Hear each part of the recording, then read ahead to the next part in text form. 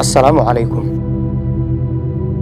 Kulan wanaagsan saaxiibadana aynu jecelnahayow, kuna soo dhawaada warbixintan xiisaha leh.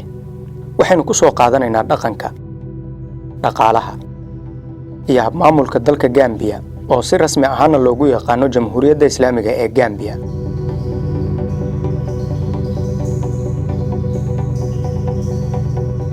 haddii aad xiisaysid warbixinada aynu ku soo qaadano dhaqamada dadyowga caalamka, fadlan warbixintan like saar si aanu u aragno inta qof ee danaynaysa una soo kordhino warbixinada noocan ah.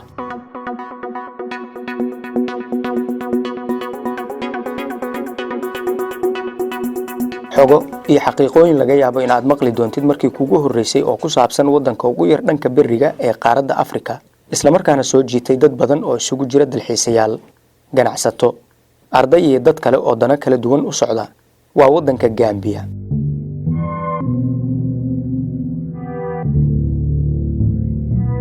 xad ahaan jihooyinka waqooyi bari iyo koonfurba waxaa ka xiga waddanka Senegal, waxaana kala bara webiga la yiraahdo Gambia, kaas oo ay biyihiisu ku shubmaan badweynta Atlanta, baddaas oo Gambia ka xigta jihada galbeed.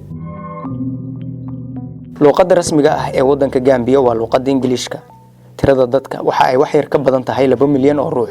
kobaca dhaqaalaha dalka Gambia waa mid aad u xadidan. dhaqaale ahaan dawladdu waxa ay ku tiirsan tahay beero falashada. waxyaabaha ay aad u beertaan waxaa ka mid ah suufka, digirta, weliba nooca aan beebeeshada u naqaano, lowska, bariiska iyo sisinta.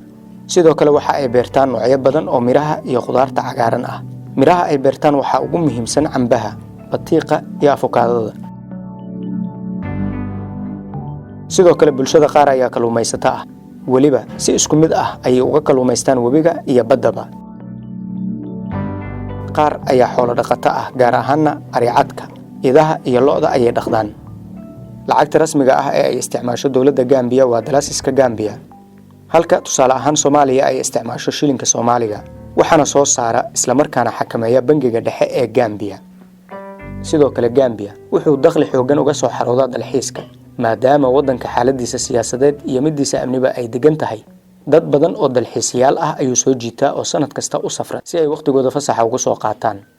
diinta rasmiga ah ee waddanka waa diinta Islaamka. muslimiinta Gambia waxaa lagu qiyaasaa in ay yihiin 90%. badankood waxa ay raacsan yihiin madhabta sunniga ah. waxaa kaloo jira dad aad u tiro yar oo haysta diinta Masiixiyada.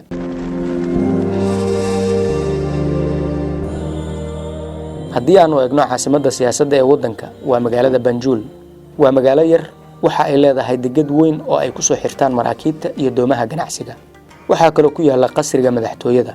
sidoo kale waxaa ku yaala inta badan safaaradaha, bangiyada, masaajidda ugu badan iyo isbitaalka weyn ee la yiraahdo Banjul Hospital oo ay maamusho dawladda dhexe.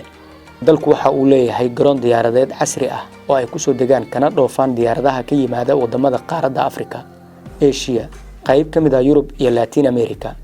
waxaa kaloo magaalada ku taala jaamacadda Gambia. marka si kale loo eegana magaaladu ma ahan magaalo deegaan kaliya, waa magaalo ay ku shaqeeyaan dawladda, hay-adaha iyo xarumaha ganacsiga. magaalada dadka degan oo dhan kama badna 35,000 oo qof. laakiin magaalooyinka kale ee ugu dadka badan Gambia waxaa ka mid ah magaalada Kiniving. tirada dadka ee degan waxa ay ka badan yihiin 5,000,000 qof. magaaladan waxaa loo tiriyaa in ay tahay caasimadda dhaqaalaha dalka. waxaa ku yaala dhismooyin safaarado, bangiyo, shirkado maalgashadayaal, xarumo waxbarasho iyo hay-ado ajnabi ah. waxaa magaaladan Kiniving degan ajaanibta ugu badan ee Gambia joogta.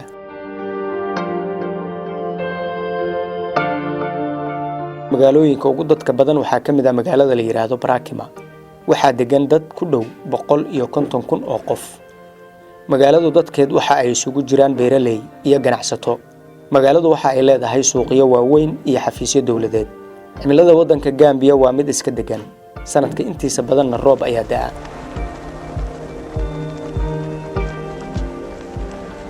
in Gambia loo safro waa mid ka yara sahlan dawladaha kale ee qaaradda Afrika in loo safro ah.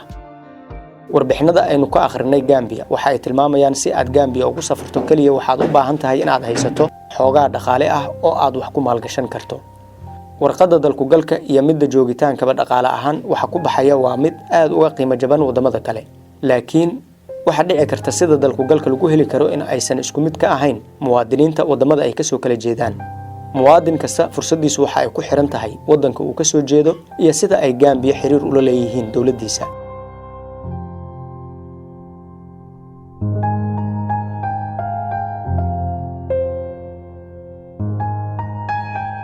Gambia waxaa ku wada nool 9 qabiil oo waaweyn, kuwaas oo kala haysta dhaqamo iyo caadooyin waxoogaa kala duwan. mid kastana lagu tixgeliyo caadada iyo dhaqanka uu haysto, inkasta oo dadka badankood ay muslimiin sunni ah wada yihiin. waa waddanka sida weyn loogu rabaayadeeyo yaxasyada. dalxiisayaal badan ayaa booqda goobta lagu xanaaneeyo yaxasyada Gambia.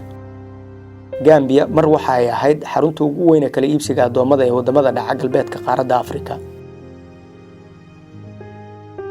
maadaama bulshooyinka badankood ay islaam yihiin, sunnina yihiin, wax weyn kama duwana bulshadeena Soomaaliyeed marka laga hadlayo habka isdoonashada guurka, qaybsiga dhaxalka iyo tacaamulka kale ee bulshada dhexdeeda.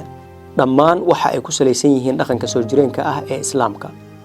kaliya waxa ay leeyihiin suugaan iyo ciyaaro kala duwan, wax badanna ka duwan ciyaaraha iyo suugaanta geeska Afrika laga yaqaano.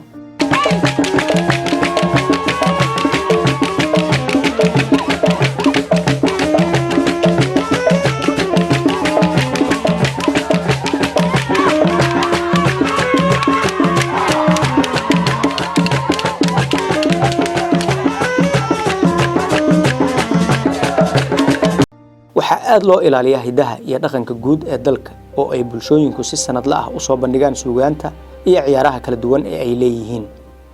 dawladda ayaa si weyn u dhiirigelisa in la horumariyo lana ilaaliyo dhaqamada qabaa'ilka.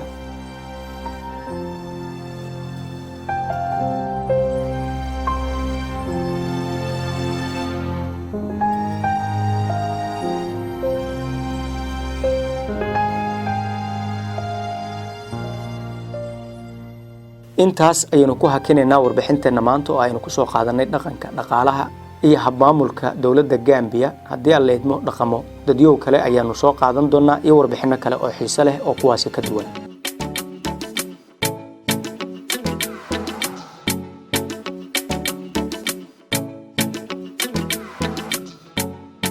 inta aynu ku wada kulmi doonno warbixin kale waxaanu idinku dhaafaynaa sidaas iyo nabadgelyo.